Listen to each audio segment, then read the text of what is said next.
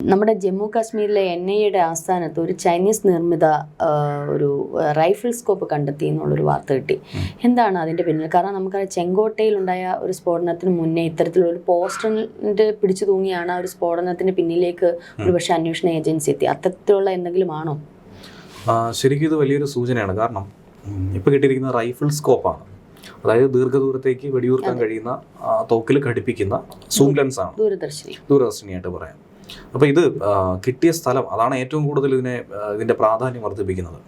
അതായത് ഇത് ചൈനീസ് നിർമ്മിത സ്കോപ്പാണെന്ന് മനസ്സിലായി. ചൈനീസ് നിർമ്മിത സ്കോപ്പ് കൂടുതലായിട്ട് ഉപയോഗിക്കുന്നത് പാകിസ്ഥാനാണെന്നുള്ള കാര്യത്തിൽ സംശയമില്ല.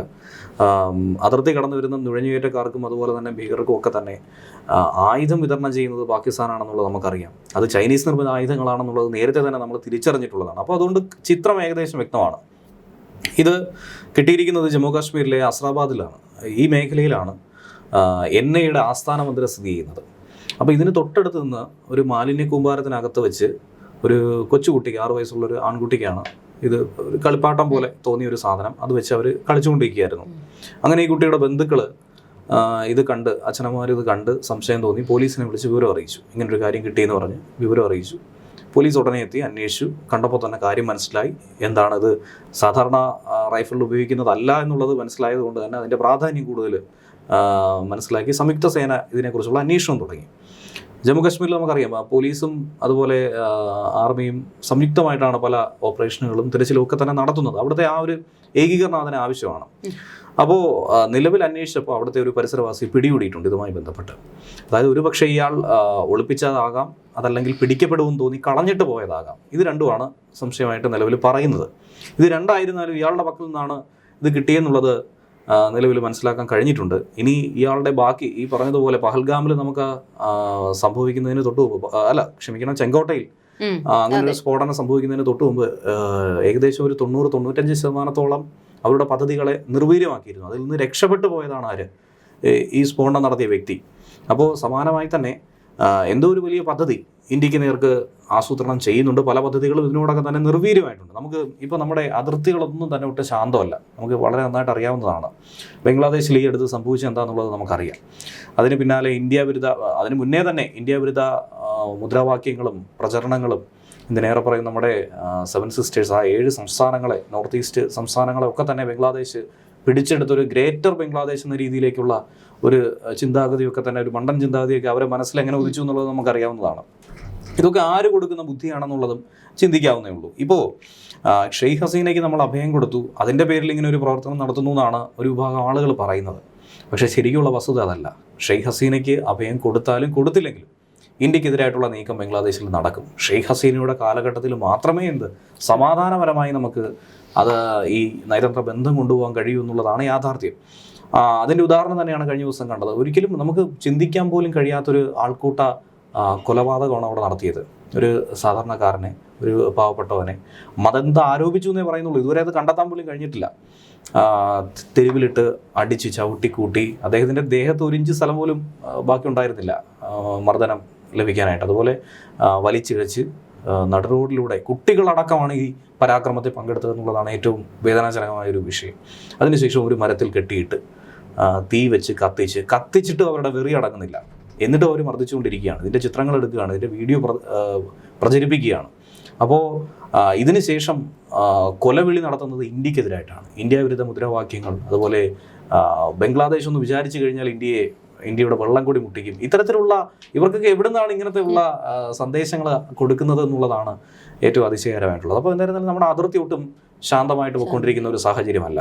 ബംഗ്ലാദേശ് പറയുന്നു, തൊട്ടുപുറത്തായി നമ്മൾ പറയുകയാണെങ്കിൽ ഈസ്റ്റേൺ സൈഡിൽ പറയുകയാണെങ്കിൽ മ്യാൻമറിൽ കള്ളക്കടത്ത് വ്യാപകമായി നടക്കുന്നുണ്ട്. ആ മിസോറാം ബോർഡർ വഴി, അതായത് നമുക്ക് മറ്റ് പല സംസ്ഥാനങ്ങളുമായി നമുക്ക് അതിർത്തി, അതായത് ഒരു വേലിക്കെട്ടുണ്ടെങ്കിൽ പോലും, അതിർത്തി നിർണ്ണയിക്കാൻ ഒരു വേലിക്കെട്ടുണ്ടെങ്കിൽ പോലും ഫ്രീ റെജിമായിട്ട് കിടക്കുന്ന ഒരു മേഖലയാണ് ഈ പറയുന്ന മിസോറാം മേഖല എന്ന് പറയുന്നത്. അവിടെ അങ്ങനെ ഒരു നിർദ്ദിഷ്ട അതിർത്തി മേഖല ഒന്നും തന്നെ ഇല്ല. അത് പണ്ട് മുതൽക്കേ നമ്മൾ ആ ഒരു കരാറിൽ ഏർപ്പെട്ട് വന്നതുകൊണ്ട് മാത്രമാണ് ആ രീതിയിൽ അത്രയും വലിയൊരു അതിർത്തി മേഖല തുറന്നിട്ടിരിക്കുന്നത്. ഈ മേഖലയിൽ കൂടി തന്നെയാണ് ഈ കള്ളക്കടത്ത് നടത്തുന്നത്, അതുപോലെ ആയുധക്കടത്ത് നടത്തുന്നത്. അപ്പോൾ ഇതൊക്കെ തന്നെ കൃത്യമായി ആസാ റൈഫിൾസ് അവിടെ കൃത്യമായി ഇടപെടുന്നുണ്ട്. മിസോറാമിൽ തന്നെയാണ് അവരുടെ ആസ്ഥാനം വരുന്നത്. അവർ ഒട്ടനവധി കേസുകൾ ഓരോ ദിവസവും പിടിക്കുന്നതായിട്ടുള്ള റിപ്പോർട്ടുകളും പുറത്തു വിടുന്നുണ്ട്. പക്ഷേ എന്നിരുന്നാൽ പോലും ഇതിന് പൂർണ്ണമായിട്ട് നമുക്ക് തടയിടാനായി പറ്റുന്നില്ല. അതിനുള്ള ഒരു വ്യക്തമായൊരു കാര്യം കഴിഞ്ഞ ദിവസങ്ങളിൽ തന്നെ നമ്മുടെ സുരക്ഷാ ഉപദേഷ്ടാവ് അജിത് ഡോവൽ പറഞ്ഞൊരു കാര്യമുണ്ടായിരുന്നു. നമ്മുടെ ശത്രുക്കൾ രാജ്യത്തിന് പുറത്തല്ല, നമ്മുടെ ശത്രുക്കൾ രാജ്യത്തിനകത്ത് തന്നെയുണ്ട്. ഇവരെ പിടികൂടാതെ നമുക്ക് എന്ത് ചെയ്യാൻ സാധിക്കില്ല. ഈ ഭീകരവാദത്തിനെയും ഈ പറയുന്ന തീവ്രവാദത്തെയും പൂർണ്ണമായും തുടച്ചു നിൽക്കാനായി കഴിയില്ല. ഇനി തൊട്ടടുത്ത മേഖലയിലേക്ക് നമ്മൾ നോക്കുകയാണെങ്കിൽ, പരിശോധിക്കുകയാണെങ്കിൽ നമുക്കറിയാം പാകിസ്ഥാൻ്റെ അതിർത്തി മേഖല അത് പണ്ട് മുതൽക്കേ കലുഷിതമായി കിടക്കുന്നതാണ്. അവിടെ പലതരത്തിലുള്ള പരാക്രമം അവർ നടത്തിപ്പോരുകയാണ്. അവരിപ്പോൾ സാങ്കേതിക വിദ്യയെ കൂടി ആശ്രയിച്ചിരിക്കുകയാണ് അവരുടെ ഈ ഭീകരവാദം. അതായത് മുൻപ് സമയങ്ങളിൽ മയക്കുമരുന്നായിക്കോട്ടെ, ആയുധങ്ങളായിക്കോട്ടെ, ഇതൊക്കെ കള്ളക്കടത്ത് നടത്താനായി ആളുകൾ തന്നെ വേണ്ടി വന്നു. അതല്ലെങ്കിൽ ഈ മൃഗങ്ങൾ, കഴുത പോലുള്ള മൃഗങ്ങളുടെ ചുമരിൽ കെട്ടിവെച്ച് അതിർത്തി കടത്തുന്ന ഒരു സാഹചര്യം ഉണ്ടായിരുന്നു. ഇന്നിപ്പോൾ ഇതിൻ്റെ ഒന്നും ആവശ്യം വരുന്നില്ല. ഡ്രോണുകളുണ്ടല്ലോ, തുർക്കി നിർമ്മിത ഡ്രോണുകളും അതുപോലെ ചൈനീസ് നിർമ്മിത ഡ്രോണുകളും ഒക്കെ ഉപയോഗിച്ചുകൊണ്ട് അതിർത്തിയിൽ നിന്നും ഈ ആയുധങ്ങളും മയക്കുമരുന്നും ഒക്കെ തന്നെ ഇന്ത്യയിലേക്ക് കൊണ്ടുവരാനായിട്ടുള്ള, ജമ്മു കാശ്മീരിലേക്ക് എത്തിക്കാൻ, പഞ്ചാബ് അതിർത്തിയിലേക്ക് എത്തിക്കാനായിട്ടുള്ള ഒരു ശ്രമം അവർ നടത്തി വരുന്നുണ്ട്. ഇത്തരത്തിലാണ് ഈ ആയുധങ്ങളും ഈ പറഞ്ഞതുപോലെ സ്കോപ്പും ഇതിനോടൊപ്പം തന്നെ റൈഫിളുകളും അവരുടെ പക്കലുണ്ടെന്നുള്ള കാര്യം മനസ്സിലാക്കേണ്ടതാണ്. സ്കോപ്പ് മാത്രമായി എന്തായിരുന്നാലും കടത്തിക്കൊണ്ടുവരില്ലല്ലോ. അപ്പോൾ ആ കൂട്ടത്തിൽ ഡിസംബിൾ ചെയ്ത സമയത്ത് ഒരു പക്ഷേ ഉപേക്ഷിച്ചതോ അതല്ലെങ്കിൽ ഒളിപ്പിച്ചതോ ആയിട്ടുള്ള, പക്ഷേ എൻഐയുടെ ആസ്ഥാനത്തിൻ്റെ അടുത്തായതുകൊണ്ട് തന്നെ ഒരു നിരീക്ഷണം ഒരു പക്ഷേ നമുക്ക് പരിശോധിക്കേണ്ടിയിരിക്കും. തീർച്ചയായിട്ടും എന്താണ് എന്നെ നിരീക്ഷണം, കാരണം ചെങ്കോട്ട സ്ഫോടനവുമായി ഒക്കെ ബന്ധപ്പെട്ട് നിരവധി പേരെ അറസ്റ്റ് ചെയ്യും. അൽഫല കോളേജുമായി ബന്ധപ്പെട്ട് ഈ പറയുന്നത് പോലെ നല്ല രീതിയിലുള്ള അന്വേഷണം നടക്കുകയാണ്.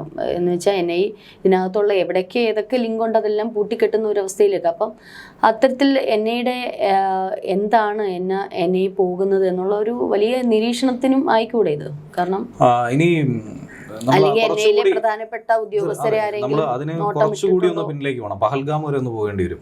കാരണം പഹൽഗാമിലെ ആ ഒരു സംഭവത്തിന് ശേഷം ഇന്ത്യ കൊടുത്ത കനത്ത തിരിച്ചടി, അതിൽ നിന്ന് ഇതുവരെയും കരകയറാനായി. അല്ല, അതൊരു ഈ പറഞ്ഞതുപോലെ മറ്റൊരു പ്രസ്താവനയായിട്ട് ഇപ്പം ആസിം മുനീർ വന്നിട്ടുണ്ട്. അതായത് എന്താണ് ഈ പറഞ്ഞതുപോലെ ദൈവം ഈശ്വരൻ ആ സമയത്ത് സഹായിച്ചു എന്നുള്ള, ഓപ്പറേഷൻ സിന്ദൂർ സമയത്ത് ഈശ്വരൻ അത് ദൈവിക സഹായം ലഭിച്ചു എന്നുള്ളത്. അത് എന്ത് തരത്തിലുള്ള ദൈവിക സഹായമാണ് ലഭിച്ചത്? ഇടിച്ച് നിരപ്പാക്കുന്നതിന് ഇന്ത്യൻ സേനയ്ക്ക് ദൈവിക സഹായം ലഭിച്ചോ? ഇനി അവർക്ക് എന്ത് തരത്തിലുള്ള ദൈവിക സഹായമാണ് ലഭിച്ചത്? ആസിം മുനീർ പറഞ്ഞതിൽ ഒരു തെറ്റുമില്ല, 100% ശരിയുണ്ട്. കാരണം ദൈവിക സഹായം കിട്ടിയത് പാകിസ്ഥാൻ ആർമിക്കോ പാകിസ്ഥാനിലെ ഭീകരർക്കോ അല്ല, ആസിം മുനീറിനാണ്. കാര്യം വെറും ഒരു കരസേനാ മേധാവിയായി ഇക്കൊല്ലം പുറത്തിറങ്ങേണ്ട ആസിം മുനീർ ഇപ്പോൾ അവിടുത്തെ ഫീൽഡ് മാർഷലായി പരമോന്നത ബഹുമതി ഏറ്റുവാങ്ങി ഇനി ഒരു 5 കൊല്ലം കൂടെ മുന്നോട്ട് പോകുന്നില്ലേ? അപ്പം ഉറപ്പായിട്ടും ദൈവിക സഹായം കിട്ടിയത് ആസിം മുനീറിനാണ്. ഇനി ആസിം മുനീർ പറഞ്ഞ ഈ മണ്ടൻ പ്രസ്താവന, അതിനെക്കുറിച്ച് പറയുകയാണെങ്കിൽ മണ്ടൻ തന്നെ പറയേണ്ടിയിരിക്കുന്നു. കാരണം ഇന്ത്യക്ക് കനത്ത തിരിച്ചടി നൽകിയെന്നാണ് ഓപ്പറേഷൻ സിന്ദൂർ. ഇന്ത്യക്ക് വലിയ പരാജയം, ഇന്ത്യക്ക് വലിയ പ്രഹരമേറ്റ ഒരു ഓപ്പറേഷൻ എന്നാണ് ആസിം മുനീർ എപ്പോഴും പറയുന്നത്. 100-ലധികം ഭീകരരെ കൊലപ്പെടുത്തി, ഏകദേശം 9 മുതൽ 11 ഭീകര കേന്ദ്രങ്ങളെ തകർത്തു, അവരുടെ ആയുധങ്ങൾ നിർവീര്യമാക്കി, 300-ലധികം ഡ്രോണുകൾ ജമ്മു കാശ്മീരിലേക്ക് തൊടുത്തുവിട്ടത് ടർക്കി മെയ്ഡ് ഡ്രോണുകളായിരുന്നു. അതിനെയൊക്കെ തന്നെ നിർവീര്യമാക്കി. അതിപ്പോൾ നമ്മൾ വിജയ് ദിവസിൽ പ്രദർശനത്തിന് വെച്ചിട്ടുണ്ടായിരുന്നു. ഈ തുർക്കി ഡ്രോണ് എങ്ങനെ ഇന്ത്യൻ സേന വെടിവെച്ചിട്ട് ആ ഡ്രോണ് നമ്മൾ എക്സിബിഷന് വേണ്ടിയിട്ട് വെച്ചിട്ടുണ്ടായിരുന്നു. അപ്പോൾ ഇത്രയധികം നാണം കെട്ട പരാജയം ഉണ്ടായിട്ടും ഇനി മറ്റു ഓപ്പറേഷനുകൾ പോലെയല്ല, നമ്മൾ ഇത്തവണ വെറും ഒരു വാക്ക് പറയുകയല്ല ചെയ്തത്. ഈ നടത്തിയ ഓപ്പറേഷനൊക്കെ തന്നെ വിത്ത് പ്രൂഫാണ് നമ്മൾ തെളിവ് ഹാജരാക്കിയിട്ടുള്ളത്. അതായത് ഇതുവരെ നടത്താത്ത രീതിയിൽ ഇന്ത്യൻ സേന ഒരു സൈനിക ഉദ്യോഗസ്ഥർ ബ്രീഫിംഗ് നടത്തുന്നു, ഓപ്പറേഷനെ കുറിച്ച് പറയുന്നു, അതിൻ്റെ വീഡിയോ ദൃശ്യങ്ങൾ മാധ്യമങ്ങൾക്ക് മുന്നിൽ പ്രചരിപ്പിക്കുന്നു. ഇതാണ് സംഭവിച്ചത് എന്നുള്ളത് തുറന്നു പറയുകയാണ്. കൃത്യമായി പോയിന്റ് ഔട്ട് ചെയ്ത് പറയുന്നു. ഭീകരരുടെ കുടുംബാംഗങ്ങൾ ചിന്നിച്ചിതറിയ കാര്യങ്ങൾ പറയുന്നു, ഏതൊക്കെ ഭീകരരെ കൊലപ്പെടുത്തി എന്ന് പറയുന്നു. ഇതൊന്നും അവർ വിശ്വസിക്കില്ല, ഇതൊന്നും അവർ സമ്മതിച്ചു തരില്ല. ഇതാണ് യാഥാർത്ഥ്യം. പക്ഷേ ഒരു കാര്യം അവർ സമ്മതിക്കുന്നുണ്ട്, ഇതിനുശേഷം അവർക്ക് ചെറിയ കേടുപാടുകൾ സംഭവിച്ചു, അത് പരിഹരിക്കുന്നു. ഈ ഒരു വർഷം എടുത്താൽ പോലും അത് പരിഹരിക്കാൻ കഴിയാത്ത രീതിയിലേക്ക് പോകുന്നു. ഇനിയുള്ള ഏപ്രിൽ മാസമാകുമ്പോൾ 1 വർഷമാവും. ആ 1 വർഷമായാലും അത് പരിഹരിക്കാൻ കഴിയാത്ത രീതിയിലുള്ള നാശനഷ്ടങ്ങളാണ് കൊടുത്തത്. ഞാൻ ഇടയ്ക്ക് കണ്ടത് ഈ ഉപഗ്രഹ ചിത്രങ്ങളിലൂടെ ഒരു റെഡ് ഷീറ്റ് കൊണ്ട് വിമാനത്താവളം മറച്ചിരിക്കുകയാണ്. എനിക്ക് ഓർമ്മ കിട്ടുന്നില്ല എവിടെയാണെന്നുള്ള ഓർമ്മ കിട്ടുന്നില്ല. ഇങ്ങനെ മറച്ചിരിക്കുന്നതായിട്ടുള്ള ഒരു ചിത്രം സോഷ്യൽ മീഡിയയിലടക്കം പ്രചരിക്കുന്നുണ്ട്. അപ്പോൾ ഇത്രയും കേടുപാടുകൾ ഉണ്ടായിട്ട് മറച്ചു വെച്ചുകൊണ്ട് ആസിം മുനീറിന് ഇതെങ്ങനെ പറയാൻ സാധിക്കുന്നു എന്ന് മുനീറിന് മാത്രമേ പറ്റൂ. പാകിസ്ഥാനെ സംബന്ധിച്ച് ചൈനയുടെ ഒരു വേറൊരു പതിപ്പാണ് പാകിസ്ഥാൻ. അതായത് നമ്മൾ പറയും ചൈനയിൽ എന്തെങ്കിലും സംഭവിച്ചു കഴിഞ്ഞാൽ അത് പുറം ലോകം അറിയില്ല. ചൈനയുടെ രഹസ്യം ചൈനയ്ക്കുള്ളിൽ തന്നെ ആയിരിക്കും. അതുപോലെ തന്നെ പാകിസ്ഥാനിൽ സൈനികപരമായി കിട്ടുന്ന തിരിച്ചടികളെല്ലാം രഹസ്യമായിരിക്കും. അത് ഒരിക്കലും പ്രജകളെ അറിയിക്കില്ല അവർ. അവരത് പരമാവധി പൊതിഞ്ഞു പിടിച്ച് അതിന് പകരം എന്ത് പറയുന്നു, ഇന്ത്യയുടെ കാല് പിടിച്ചാണ് 3-ാം ദിവസം യുദ്ധം അവസാനിപ്പിച്ചത്. ഒരു വലിയ യുദ്ധത്തിലേക്ക് പോകുമായിരുന്ന ആ സംഘർഷം അവസാനിപ്പിച്ചത് 3-ാം ദിവസമാണ്. അപ്പോൾ നമ്മുടെ ഇങ്ങോട്ടേക്ക് വിളിച്ചാണ് പറയുന്നത് ഇത് അവസാനിപ്പിക്കണമെന്ന്. അവരായിട്ട് തുടങ്ങി വെച്ചത് അവരായിട്ട് തന്നെ അവസാനിപ്പിച്ചു. അതിനുശേഷം പറയുന്നത് ഇന്ത്യ കരഞ്ഞ് കാല് പിടിച്ചു എന്ന്, ഒന്നാമത്തെ മണ്ടത്തരം. അതിന് ട്രംപിനെ കൂട്ടുപിടിക്കുന്നു, അത് മറ്റൊരു മണ്ടത്തരം. ട്രംപ് പറയുന്നതിൻ്റെ ഉദ്ദേശം നമുക്കറിയാം, ട്രംപിൻ്റെ ലക്ഷ്യവും നമുക്കറിയാം. അപ്പോൾ നിലവിൽ അസിം മുനീറിനെ സംബന്ധിച്ച് അകത്ത് ആഭ്യന്തര കലാപം, BLA ഒരു പോരാട്ടം, അതായത് ബലൂച്ച് ലിബറേഷൻ ആർമി ആകട്ടെ ശക്തമായി തന്നെ പാകിസ്ഥാൻ സൈനികരെ കൊന്നൊടുക്കുന്ന സാഹചര്യം, അവർക്ക് പ്രതിരോധം സൃഷ്ടിക്കുന്ന സാഹചര്യം, ഇതൊക്കെ തന്നെ ഉണ്ടായിക്കൊണ്ടിരിക്കുന്നു.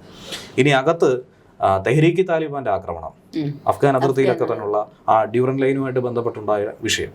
അപ്പോൾ അവിടെ ഒരു തരത്തിലും അവർ അടങ്ങിക്കൊടുക്കുന്നില്ല. കാര്യം അഫ്ഗാനിസ്ഥാനിൽ താലിബാന് ഭരണം പിടിക്കാമെന്നുണ്ടെങ്കിൽ പാകിസ്ഥാനിൽ TTPക്ക് എന്ത് ചെയ്യാം, ഭരണം പിടിക്കാം.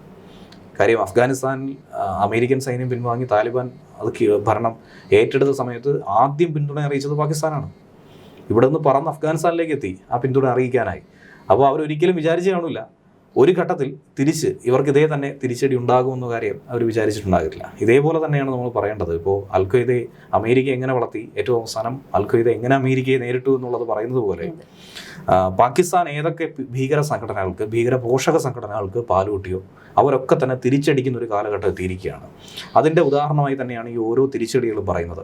അഫ്ഗാൻ പാകിസ്ഥാൻ അതിർത്തി ഇപ്പോഴും ശാന്തമല്ല. ഇപ്പോഴും തിരിച്ചടികൾ ഉണ്ടായിക്കൊണ്ടിരിക്കുന്നു, സംഘർഷം ഉണ്ടാകുന്നു, ഔട്ട് പോസ്റ്റിൽ വെടിവെപ്പ് ഉണ്ടാകുന്നു, അതുപോലെ സൈനികർക്ക് പരിക്കേൽക്കുന്നു. ഇതൊക്കെ തന്നെ സംഭവിച്ചുകൊണ്ടിരിക്കുകയാണ്. ഇത് നിരന്തരം ഇങ്ങനെ സംഭവിച്ചുകൊണ്ടിരിക്കുകയാണ്.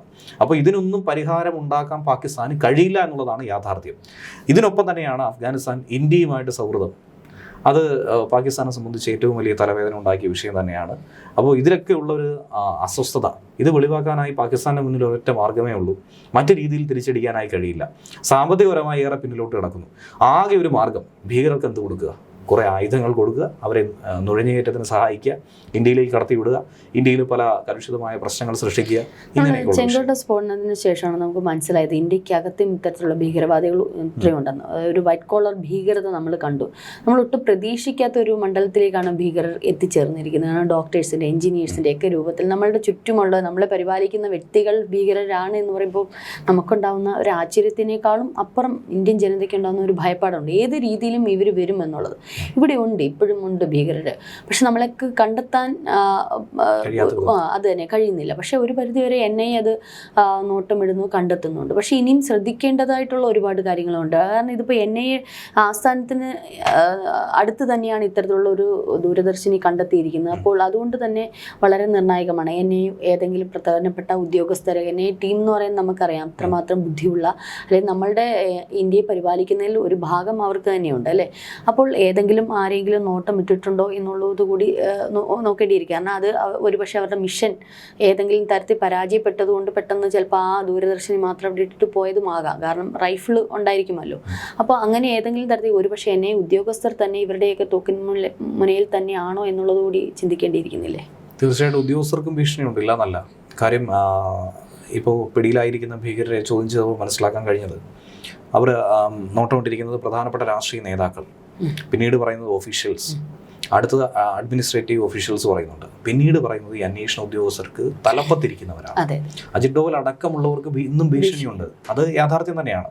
അപ്പോൾ ഇതിനെയൊക്കെ കൃത്യമായിട്ട് കണ്ടെത്താൻ ഇതിനു മുന്നേ ഒന്ന് നമുക്കൊരു രഹസ്യാന്വേഷണ വിഭാഗമുണ്ട്, റോ കൃത്യമായി തന്നെ ഇടപെടൽ നടത്തുന്നുണ്ട്. അതുപോലെ തന്നെ IB ഉണ്ട്, ഇന്റലിജൻസ് ബ്യൂറോ കൃത്യമായ വിവരങ്ങൾ വേണ്ട സമയത്ത് നൽകുന്നുണ്ട്.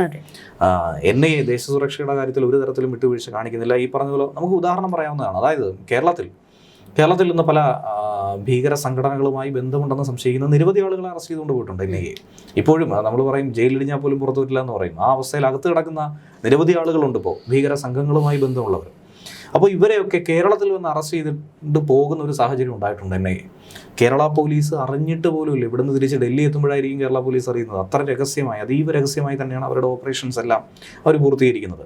അത്തരത്തിൽ ഇനിയിപ്പോൾ 2 ദിവസം കഴിയുമ്പോൾ നമുക്കറിയാം ഇതുപോലെ ഏതെങ്കിലും ഒരു ഓപ്പറേഷന് വേണ്ടി തയ്യാറെടുത്ത ഒരു ഭീകരന്റെ കയ്യിൽ നിന്നും നഷ്ടപ്പെട്ടു പോയതായിരിക്കാം. ഭീകരനെ കൃത്യമായി പിടികൂടിക്കൊണ്ടായിരിക്കും.